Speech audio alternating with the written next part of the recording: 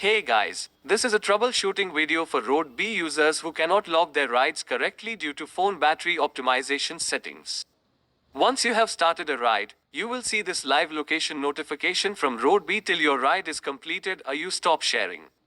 If you are unable to see this notification after a while, or it disappears abruptly, this happens due to battery optimization settings in your phone.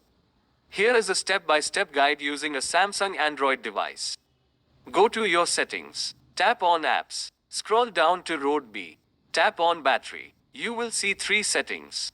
By default, the app is in optimized setting. If you face issues of the live location disappearing after a while, use unrestricted setting by tapping on it. This will fix the issue. Note that this setting is different for different brands. So here's a screenshot of battery setting for different brands.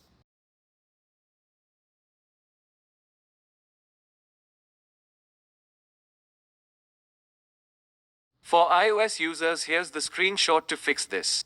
That's it guys, hope you found this helpful and do let us know in the comments below if you have any queries. Take care, ride safe.